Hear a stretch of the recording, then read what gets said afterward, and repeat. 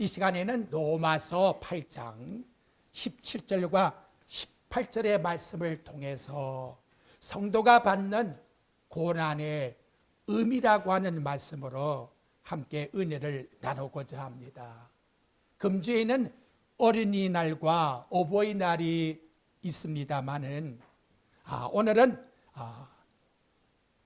기념하는 설교보다는 로마서의 말씀의 맥을 이어나가기 위해서 성도가 받는 고난의 의미를 말씀드리려고 합니다.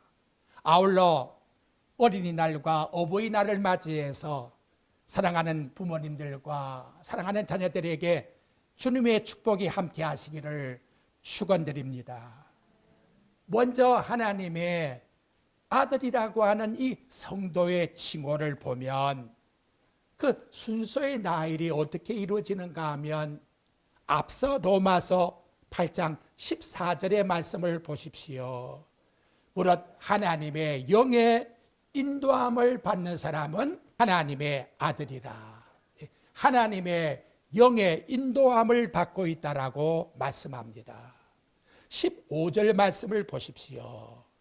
다시는 무수하는 종의 영을 받지 않고 양자의 영을 받음으로 성령께서 내게 임재하셔서 아버지가 누군지를 몰랐는데 하나님의 아버지를 이제 발견함으로 말미암아 아빠 이렇게 부를 수 있는 아빠 아버지라고 하는 칭호를 부를 수 있게끔 성령이 우리를 도와주시고 계신다. 17절 말씀에 보면 자녀이기 때문에 법적으로 상속을 받을 권리가 있다. 그래서 하나님의 상속자가 되었다. 이 하나님의 상속의 성질이 뭐냐?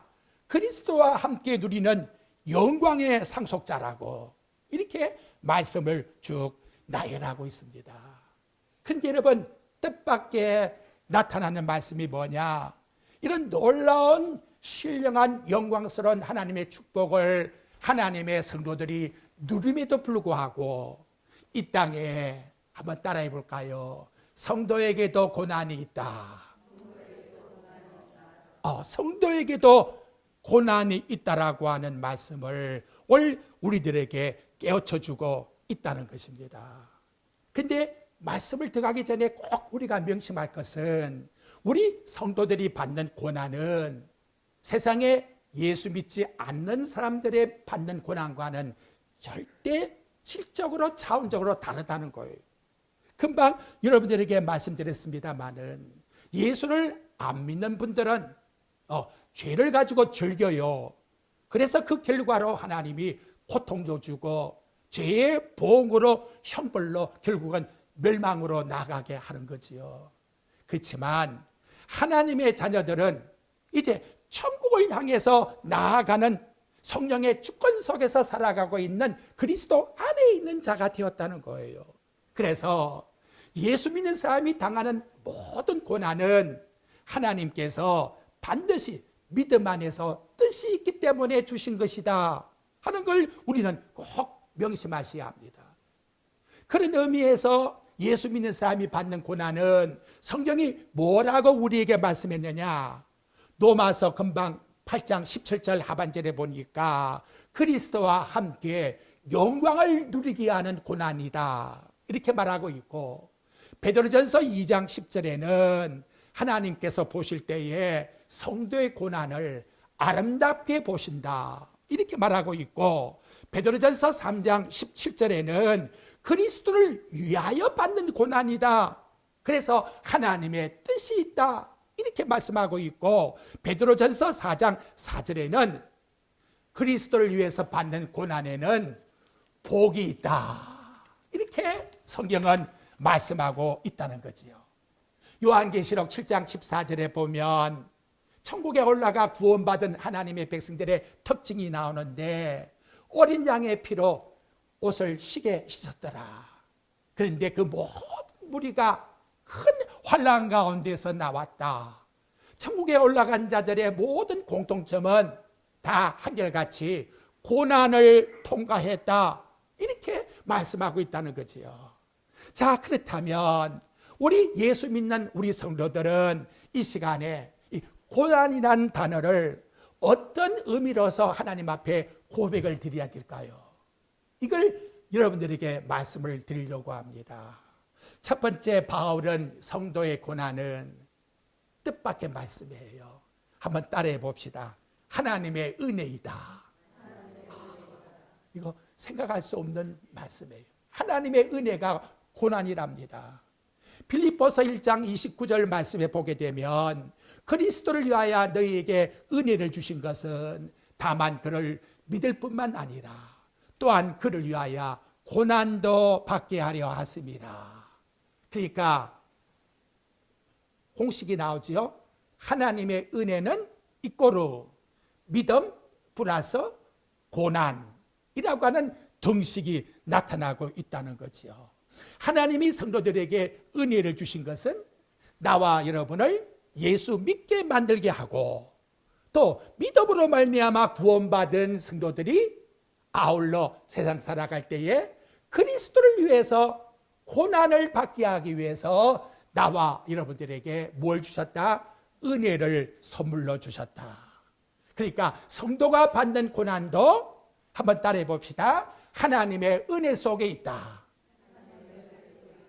이걸 여러분 이해하시겠습니까? 꼭 역설적인 그런 내용으로 우리에게 들려오지요. 세상에 많은 사람들이 현재 받는 고통과 고난을 해결하기 위해서 그거 안 받았으면 좋겠다. 그래서 기독교를 믿으러 나왔는데 예수 그리스도를 믿고 구원의 확신을 가지고 믿음 속에서 살아가니까 하나님께서 나에게 도리어 은혜 속에는 고난도 있다는 걸 가르쳐주고 있는 것을 우리에게 말씀해주고 있다는 거지요. 여러분, 예수 그리스도 안에 있는 우리 성도들은 고난을 받을 때에 절대 이런 말을 하면 안 돼요. 팔자가 나쁘니까. 우리 조상들이 얼마나 죄를 범했으면 나한테 운이 나쁘면 왜 해필이면 이런 단어를 절대 쓰면 안 된다는 거예요. 그런 생각 자체가 나쁘다는 거예요. 그게 마귀가 주는 악한 생각이라는 거예요. 절대로 하나님은 그렇게 우리에게 말하는 내용이 아니에요. 죄값으로 말미암아 나와 여러분을 형벌 주기 위해서면 뭐 때문에 예수 믿게 만들었겠습니까? 절대로 그런 생각을 하면 안 됩니다. 하나님이 당신의 사랑하는 자녀들에게 뜻이 있기 때문에 고난을 주었다. 믿으십니까? 이게 너무나 우리에게 중요한 내용이에요. 우리를 죄 가운데서 구원해 주신 것은 예수 그리스도가 우리 위해서 십자가상에 죽었으니 이제는 우리도 주님을 위해서 고난을 당해야 되지 않겠느냐. 그래야 주님의 십자가의 사건이 얼마나 깊은지 이해가 되니까 이런 의미로 오늘 우리에게 주었다고 말씀하고 있습니다. 그래서 사도 바울의 이 삶의 내용을 한번 보십시오. 바울이 예수 그리스도를 영접한 다음에는 이렇게 살아간다고 갈라디아서 2장 20절에 말해요. 내가 그리스도와 함께 십자가에 못 박혔나니 죽은 것 아닙니까? 그런즉 이제는 내가 산 것이 아니요 오직 내 안에 있는 그리스도가 사신 것이라는 거예요. 그러므로 내가 육체 가운데 거하는 것은 나를 사랑하사 나를 위하여 자기 자신을 버리신 하나님의 아들을 믿는 믿음 안에서 사는 것이다. 이렇게 말해요.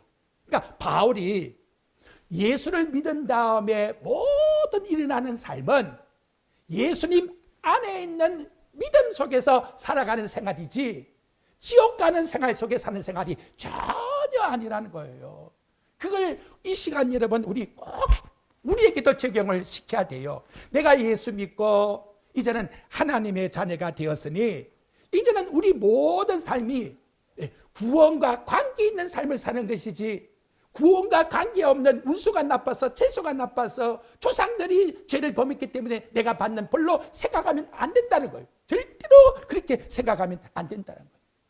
우리는 한결같이 예수 믿고 그리스도께서 선장에 되셔서 그 안에 타고 가는 구원선의 백성들입니다. 그렇게 믿으시죠? 자, 구원선을 타고 가는 그 안에 있는 승객들이 후유증이 나올 수가 있어요. 그렇죠? 그렇지만 어딜 간다? 천국 가는 생활 속에 그게 다 우리에게 포함이 되고 있다는 거지요. 바울이 지금 이 말씀을 우리에게 가르쳐 줍니다. 옛사람이 이제는 죽었고 나는 새 사람으로 새로운 피조물이 되었기 때문에 그리스도 안에서 이제 모든 삶을 우리는 믿음 안에서 살아간다는 걸 우리에게 나타내주고 있다는 것이지요. 그렇다면 여러분, 얼마든지 나와 여러분에게 있어서 사건은 일어날 수가 있습니다. 예수를 믿고 세상에 고통당하는 것 피해 보기 위해서 들어왔는데 그런데 생활은 똑같은 거지요. 예수를 믿고 난 다음에도 병이 있어요, 없어요? 질병의 문제도 있고 뭘 먹고 어떻게 살까 하는 의식주의 문제도 있고 자식의 문제도 있고 가정의 문제도 있고 사회적 문제도 있고 국가적 문제도 있고 세계 속에서 코로나 사건과 같이 우리에게도 얼마든지 당할 수 있는 문제가 다 일어나게 된다는 거예요. 근데 그 모든 사건을 아이고 나를 죽게 만드는구나 이렇게 생각하면 안 된다는 거죠. 우리는 세상 사람과 차원을 다르게 생각해야 돼요. 코로나 걸리면 나 죽어 이런 의심을 가지지 말고 하나님이 뜻이 있기 때문에 이걸 이 땅 위에 주셨으니 나는 믿음으로 이 사건을 어떻게 받아들일 것인가 이렇게 믿음으로서 사건을 받아들이는 마음 자세를 가지셔야 된다는 거예요. 왜냐하면 천국 가는 구원선 안에 우리는 이 말씀 속에서 살고 있기 때문에 그 좋은 예가 누구냐? 바로 그 좋은 예가 야고비를 여러분에게 들 수가 있습니다. 야고비가 요셉 때문에 애굽에 내려가서 바로왕 앞에 서요. 근데 뭐라고 말을 하는가 하면 창세기 47장 9절에 보니까 이렇게 말해요. 야곱이 바로에게 이르되 내 나그네 길의 세월이 130년이니이다.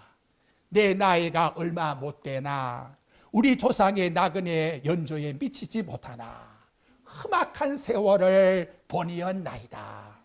무슨 세월 보냈다고요? 험악한 세월이란 말은 직역하게 되면 지독하게 고생을 많이 했습니다 이런 뜻이에요. 130년 동안 야고비가 살아오는 야곱이라고 하는 분이 생각하는 삶은 내 인생의 길은 지독하게 고생을 많이 했던 그런 삶이에요. 이렇게 바로왕에게 말을 하는데 이런 역사적 과거와 현지의 삶을 고백드리는 것을 헬라어에서는 크로스 시간이라고 말을 해요. 내가 이 세상 살아가는 삶 속에서 당하는 모든 사건을 바라보는 시간. 그런데 하나님이 바라볼 때에는 그렇게 보지 않았다는 거지요. 하나님이 야곱을 볼 때에는 야곱이가 말했던 험악한 세월을 험악한 세월이 아니야. 야곱아, 이것은 야곱이를 무엇으로? 이스라엘이라고 하는 하나님의 아들로 바꾸기 위한 하나님의 무슨 사건? 따라합시다. 은혜의 삶이다. 여러분 그렇게 믿으십니까? 지금까지 내가 살아온 모든 험악한 삶이 나를 하나님 앞에서 하나님 자녀답게 만들기 위한 은혜의 사건으로 믿으란 말이에요. 그것이 바로 헬라어에서는 카이로스의 사건이라고 말하는 거예요. 오늘 나와 여러분 우리는 관점을 다르게 두셔야 돼요. 이 시간에 하나님께서 야고비를 하나님이 그렇게 만들어 놓으신 것은 내가 태중에서부터 너를 사랑했기 때문에 에서를 미워하고 너를 아오즈만 사랑하지 않았느냐. 그런데 아직도 야곱이란 기질이 있으니 그걸 꺾어 만들기 위하여 비로소 130년의 세월이 흘렀고 그래서 야곱이가 볼 때에는 험악한 삶이지만 나는 너를 하나님의 자녀답게 만들기 위해서 그런 세월을 보내게 했단다. 이렇게 우리에게 말씀을 통해서 나타내주고 있다는 거지요. 그렇다면 여러분 하나님이 우리를 양육시키는 이 삶은 솔직히 우리 세상에서 육체의 욕망을 충족시키고 채우게 하기 위한 그런 목적에서 나와 여러분을 살게 마시는 것이 아니고 하나님의 은혜 속에서 예수 닮게 하기 위해서 하나님의 은혜 속에서 우리를 구원하신 예수님의 그 아름다움을 담게 만드는 성화의 생활을 살게 하기 위해서 나와 여러분에게 고난을 주셨다. 그래서 이걸 로마서 8장 29절에서 하나님의 아들의 형상을 본받게 하기 위함이다. 이렇게 오늘 우리에게 말씀으로 가르쳐 줍니다. 십자가의 고난 없이는 부활의 영광을 생각할 수가 없는 것처럼 고난이라고 하는 삶을 생각하지 않고서는 하늘의 영광을 바라볼 수가 없다는 걸 말합니다. 고난의 의미를 깊이 생각하고 또 생각해서 예수님이 당하신 그 십자가의 사건을 깊이 들어가게 된다면, 야, 하나님이 이것도 나에게 은혜 주시기 위해서 주신 것이구나 하고 도리어 우리 하나님 앞에 감사하게 되는 것이요, 영광을 돌리게 된다는 것이지요. 그래서 바울처럼 나의 나 된 것이다, 하나님의 은혜라고 이렇게 고백드리게 만드는 것이 여러분이 지금까지 살아온 모든 삶의 고난의 의미라고 꼭 믿으시기를 바랍니다. 두 번째 말씀을 드리고 싶은 것은 성도의 고난은 고난 속에서 하나님의 능력을 체험하기 위해서 주셨다는 거예요. 하나님의 능력이 어떤 것인가를 체험하기 위해서. 고린도후서 12장에 보면 바울이 놀라운 능력의 사도지 않습니까? 그런데 눈에 가시의 고통이 있어서 그 고통을 가지고 늘 살아갑니다. 깨달은 것이 뭐냐? 하나님이 내 눈에 가시라고 하는 고통을 주었기 때문에 그 약함 속에 있는 그 고통의 가시, 그 과정 속에 오히려 하나님의 능력을 맛볼 수 있게 되었다고. 그래서 약할 그때가 강함이라고 바울은 하나님 앞에서 고백을 드리고 있습니다. 고린도후서 12장 9절에 보면 약한 것들에서 자랑하는 것은 그리스도의 능력이 내게 머물게 하려 하십니다. 이 고통이 있고 가시가 있고 들리지 않음이 있고 아픔이 있기 때문에 내 하나님 앞에서 더 나를 낮출 수 있게 해주시고 더 겸손하게 있게 해주시고 그래서 하나님을 더 붙잡을 수 있게 도와주시고 그리고 하나님이 내가 너를 사랑한다는 음성을 들을 수 있게 해주시니 얼마나 감사합니까? 이처럼 더 고난 속에서 하나님이 나를 사랑하신다고 하는 것을 체험시키기 위해서 그 능력을 맛보게 하기 위해서 우리에게 뭘 주셨다? 고난을 주셨다. 이렇게 말씀합니다. 이해하시겠죠? 자, 한 예를 봅시다, 여러분. 하나님이 그 430년 동안 애굽에서 종살이하는 노예들을 갖다가 불러내어서 당신의 백성으로 삼습니다. 청은하잖아요. 430년 동안 고생했으면. 그러면 인간생활 같으면 가나안 땅에 척 바로 통과해서 들어가게 하면 좋겠는데 어디로 데리고 나오셨다? 어디로? 그렇죠. 광야로 데리고 나와서 40년 동안 고난을 주고 있다는 거지요. 광야가 무엇입니까, 여러분? 인간이 살 수 없는 죽음의 땅이 바로 광야입니다.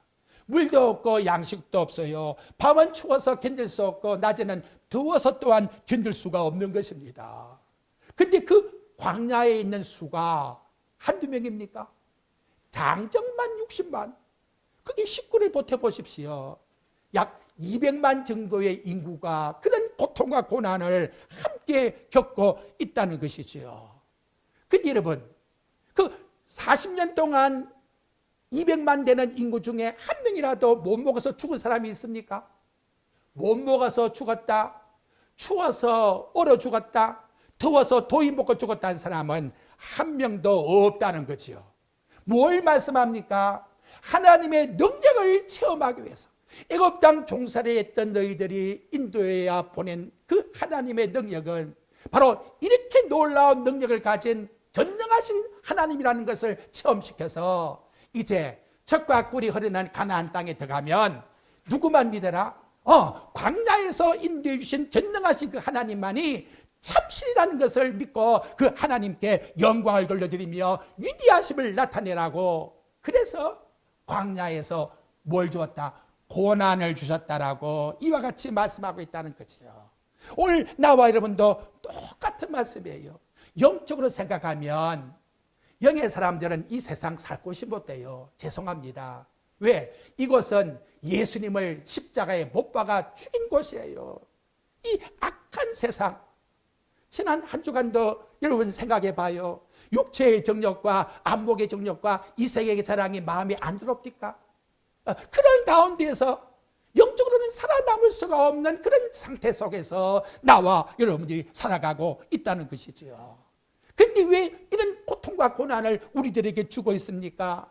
십자가에 죽으셨다가 부활하신 그 부활의 능력이, 우리를 구원해 주신, 우리를 인도하시는 하나님의 능력이 얼마나 위대하신가를 이런 삶 속에서 체험시키기 위해서 나와 여러분을 이 땅에서 살게 하고 있다는 거예요. 광야길을 한번 생각해 볼까요? 홍해바다를 육지같이 건너 나오는데 그 바다의 밑바닥이 마른 땅같이 나옵니다. 마른 땅을 그런 것과 같이 찌뻑찌뻑하면 딱 빠질 거 아니에요. 얼마나 여러분 놀랍습니까? 밤에는 불기둥이, 낮에는 구름기둥이, 그리고 아침에 눈만 뜨고 나가면 뭐가 있다? 만나가 이슬같이 내렸다는 거예요. 목이 마르다. 하나님이 반석에서 물을 내게 만들었으라도 당신의 백성들에게 먹이셨다. 고기 먹고 싶어요. 메추라기를 하나님이 주셨는데 그 거리가 얼마냐? 저 서울시청에서 저 인천 바다 앞바다까지의 거리 정도의 양쪽으로 사람 키만큼 메추라기를 쌓아주었다. 와, 이거 놀랄 사건입니다, 여러분. 이런 풍족한 것을 주면서 뭐라고 했느냐? 하나님이 얼마나 너희들을 사랑하시느냐, 그걸 보여주었다는 거예요. 그래서 그걸 단적으로 한 마치 그림같이 일러주는 말씀이 있어요. 출애굽기 13장 21절과 22절에 보면 여호와께서 그들 앞에 가시며, 뒤에서 가신 게 아니에요. 앞에 가시며, 낮에는 구름기둥으로 그들의 길을 인도하시고 밤에는 불기둥으로 그들에게 비추사 낮이나 밤이나 진행하게 하시니 낮에는 구름기둥, 밤에는 불기둥이 백성 앞에서 떠나지 아니하니라. 이것을 이스라엘 백성들이 친히 보았더라. 지난 일주일 동안도 이 모습을 체험하셨는지요? 여러분, 이 모습을 체험하게 하기 위해서 여러분들에게 고난을 주셨다 합니다. 하나님이 무정하실까요? 아니요. 항상 드리는 말씀같이 당신의 아들을 십자가상에 죽게 하시면서도 우리를 구원하신 그 큰 사랑입니다. 얼마나 하나님 아버지의 마음이 좋으신지를 예수님이 오셔서 신이 말씀으로 가르쳐 주십니다. 사랑하는 자녀가 떡을 달라고 하면 돌을 줄 부모가 어디 있고, 생선을 달라고 하면 뱀을 줄 부모가 어디 있겠느냐. 세상에서 악한 부모라도 자식한테는 좋은 걸 줄 알거든 하물며 그 뭘 말씀합니까? 하나님이 우리에게 대한 관심이 얼마나 지극히 사랑하시는지를 말씀하고 있습니다. 그래서 마태복음 10장 30절에 보면 우리의 머리털까지 다 새 신바 되었다라고 우리에게 말씀으로 나타내 주고 있습니다. 여러분, 이런 마음을 가지고 모든 사건을 대하십시오. 오늘날에 일어나고 있는 전염병도 이런 마음을 가지고 대하셔야 돼요. 여러분이 가지고 있는 각 가정의 사건도 이런 마음을 가지고 대하셔야 돼요. 그래서 결국은 뭐냐? 하나님이 나에게 뭘 주기 위해서? 하나님의 거룩하신 은혜가 얼마나 큰가를 체험시키기 위해서 나에게 모든 사건을 주고 있다는 것을 내가 받아들일 때에 우리는 하나님 앞에 영광성을 드리며 기쁨으로 천국을 향해서 나아갈 수가 있게 된다는 것을 말씀해 주고 있습니다. 세 번째 드리고 싶은 말씀은 고난이라는 것은 영적 성장이다. 영적 성장. 그래서 여러분, 이 로마서 말씀에서 이제 앞으로 5장으로 한번 가보십시오. 5장 3절과 4절에 보게 되면 그 말씀이 나와요. 로마서 5장 3절, 다만 이뿐 아니라 우리가 환난 중에서도 즐거워하나니 이는 환난을 인내를, 인내는 연단을, 연단은 소망을 이루는 줄 암이로다. 그렇게 믿는다는 거지요. 환난이 들어올 때, 고난이 들어올 때 성도는 어떻게 하느냐? 야고보 1장 2절에 보니까 온전히 기쁘게 여기라 그래요. 세상에 기쁘게 여길 분이 몇 명이나 될까?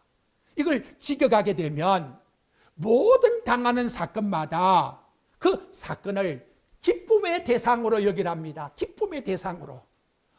하나님이 나에게 뜻이 있기 때문에 이걸 주었구나. 이것도 받고 저것도 받아들이고 이렇게 기쁨의 대상으로 받아들이랍니다. 잔이 물이 이렇게 넘치는 것과 같이 우리의 마음속에 그런 하나님 앞에서 기쁨의 사건으로, 은혜의 사건으로 뭘 받아들이라? 죄송해요, 내게 당하는 고난을 받아들이라 라고 이렇게 말씀하고 있다는 거지요. 이렇게 말하면, 이렇게 여러분 모습을 보이게 되면 세상 사람들이 뭘 할까요? 도대체 저 사람은 어떻게 생긴 사람이기에 고통 속에서도, 아픔 속에서도 저렇게 기쁨을 가질 수가 있을까? 얼마나 의아심을 가지겠습니까?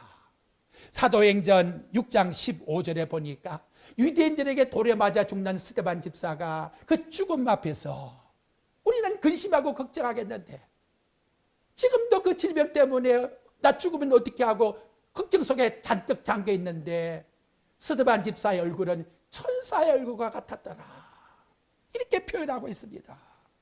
사도행전 16장 25절에는 그날 얼마나 매를 많이 맞았는지, 근데 그 아픔 속에서도 사도 바울과 실라는 옥중에서 한밤중에 찬송을 불렀다고 이렇게 말씀하고 있습니다. 환난 가운데서도 슬퍼하는 것이 아니라 왜 기뻐할까요? 그 이유를 로마서 5장 1절에서 말씀하고 있는 거예요. 그러므로 우리가 믿음으로 어렵다 하심을 받았으니, 앞으로 받는 게 아니에요. 그 앞에 4장 25절 말씀이 말해요. 예수 그리스도가 우리의 범죄함 때문에 내어줌이 되고, 또한 우리를 어렵다 하기 위해서 그가 살아났기 때문에, 그래서 우리가 구원받은 사람이라면, 구원받은 하나님의 백성은 구원선을 타고 있으니 당하는 고난을 고난으로 생각하는 것이 아니라 오히려 온전히 기쁨의 사건으로 받을 수 있는 마음을 가지고 살아가라고 우리에게 말씀해 주고 있습니다. 성도 여러분, 살아가는 생활이 힘들지요. 제가 이해 못하는 게 아니에요. 부닥치는 사건들이 힘들어요, 어려워요. 하지만 여러분, 그걸 어떻게 기쁨의 마음을 가지고 받아들이십시다. 왜냐하면 아무리 여러분 자식 키우는 것이 부모님들 힘들다 할지라도 네 자식 키우는 것이 원망스럽고 불평스럽습니까? 아니에요. 왜 그렇습니까? 기쁨을 가지는 것은 보람이 있기 때문에 그렇잖아요. 보람을 가지기 때문에 기쁜 거예요. 보람을 가지기 때문에. 오늘 우리도 마찬가지예요. 천국을 향한 분명한 목적을 가지고 구원받은 하나님의 은총을 가지고 있는 보람이 우리에게 있기 때문에 세상에서는 문제될 것이 있어요? 없다는 거지요. 아니, 천국의 영생을 가지고 살아가는데 무슨 문제될 것이 있겠습니까? 살아도 주를 위하여 살고 죽어도 주를 위하여 죽나니, 살아도 죽어도 영생이요. 바로 이러한 삶을 가지고 살아가기 때문에 바울은 항상 기뻐하라고 이렇게 말씀해 주고 있다는 것이지요. 다음 두 번째 환난은 뭘 한다고요? 인내를 한다고 우리에게 말씀합니다. 로마서 5장에서 그와 같이 우리에게 3절 하반절에 말씀하지요. 마라톤 선수가 42.19km를 달리면서 중도에 포기할 것 같으면 선수의 자격은 이미 끝난 거예요. 하나님 백성이 중간에 가다가 지옥 가라고 하나님이 우리를 그렇게 만드실까요? 절대로 그렇지 않습니다. 그렇지 않습니다. 끝까지. 그러니까 여러분, 장거리 마라톤 선수의 정말 의미가 있는 것은 1등도 의미가 있지만은 코스를 다 마치고 돌아왔다는 것, 정말 의미가 있는 거예요. 우리는 하늘나라에 가는 이 천국 가는 삶 자체가 엄청난 의미를 가지고 있다는 거지요. 그런데 잠언 12장 12절에 보면 의인은 그 뿌리로 말미암아 결실하느니라. 여러분, 곡식이 가을에 익는데 봄부터 가을까지 생각해 봐요. 무슨 철이 있지요? 여름이 있다는 거예요. 그렇죠? 곡식이 자라서 나와서 여름의 뜨거움도 또 뭐예요? 비바람도 그걸 다 견뎌내야 돼요. 견뎌내야 돼요. 이거 안 견디고 가면 뭐예요? 마지막 곡식이 여물질 않다는 거예요. 곡식이 빨리 자라라고 어떤 분이 말씀으로 하시는데 보니까 비료를 많이 주게 되면 가을에 가서 열매가 안 맺어진대요.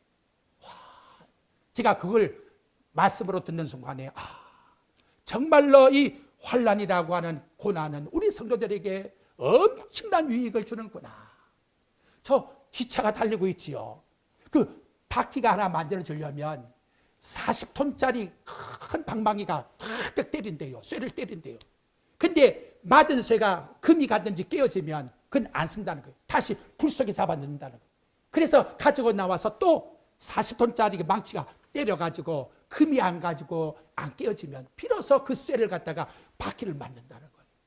이런 세상적 원리를 보더라도 연단을 우리 신앙생활에 주는 것은 하나님께서 우리에게 은혜로 결실 있는 열매를 맺게 하기 위해서 주신 것이다 하는 걸 나와 여러분들을 꼭 믿으시기를 바랍니다.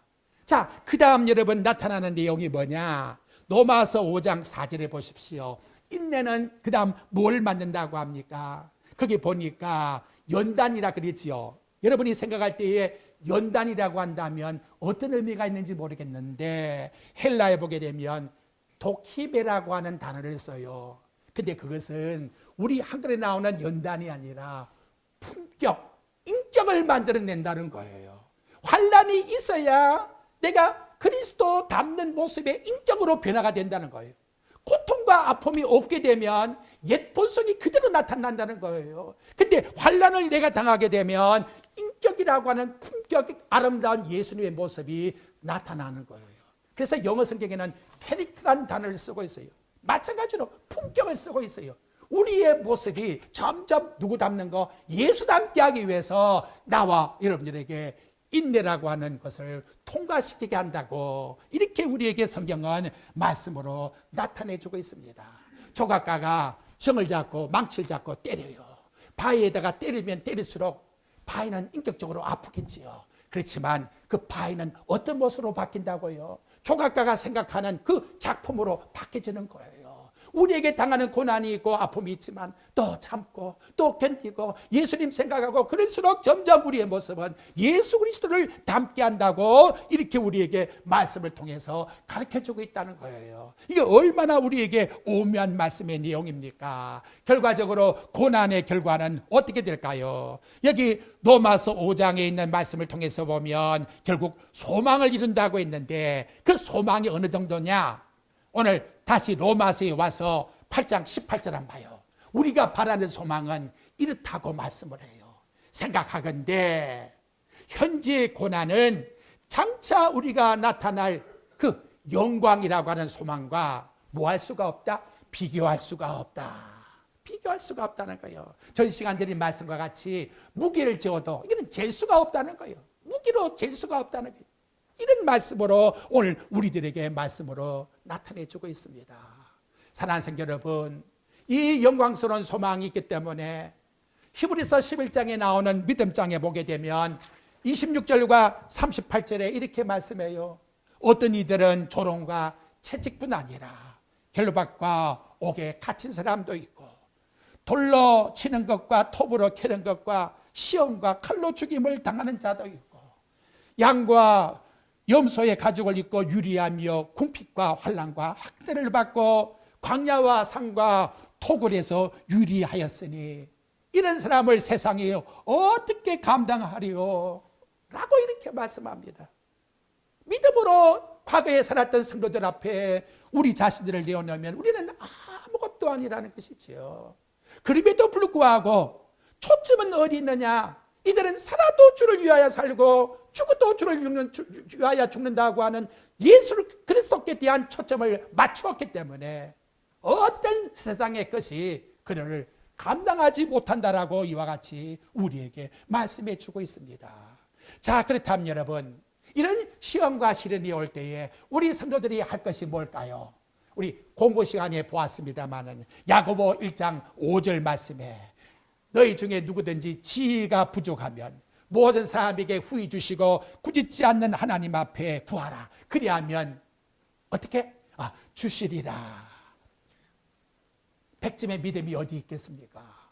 고난 안 당하는 사람이 어디 있겠어요? 그럴수록 우리는 뭐 해야 돼요? 엎드려야 돼요. 하나님께 기도해야 돼요. 초점을 그리스도께 맞춰야 돼요. 그렇게 수많은 능력을 행했던 엘리야도 낙심이 되어서 노뎀나무 아래에서 죽기를 바랬어요. 예수님도 마지막에 할 수만 있으면 이 잔을 내게서 피하게 해달라고. 육체의 본능을 가지고 있는 우리 인간들은 누구나 이런 연약성을 가지고 있다는 거지요. 그러면 이런 고통과 아픔과 탄식 앞에서 탄식만 하고 있어야 되겠습니까? 아니요. 하나님은 뭐래요? 아버지 앞에 구하라. 너희 아버지가 아니냐. 하늘 아버지 앞에 구하게 되면 문제 주신 하나님이 뭣도 주신다? 해답도 주신다는 것이죠. 이것이 고난 속에서 우리에게 일깨워주는 말씀이에요. 그런데 여러분, 하나님께 기도하면 기도에 다 응답을 받느냐? 받습니다. 근데 기도의 응답의 내용은 그 형태가 다르다는 거예요. 성경에 보니까 세 가지가 나왔어요. 첫째, 즉시 응답해 주는 케이스.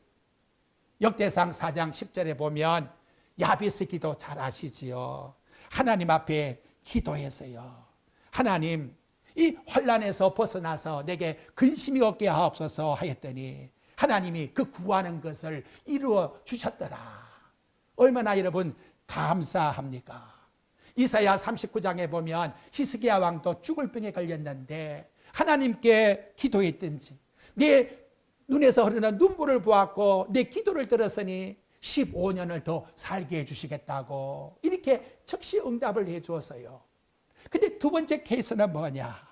고린도후서 12장 8절과 10절에 보니까 사도 바울이 눈에 가시가 있어서 그 능력이 얼마나 좋으면 사도행전 19장 12절에 가보면 그 손송을 갖다가 다른 사람에게 얹어도 병이 고침을 받아요.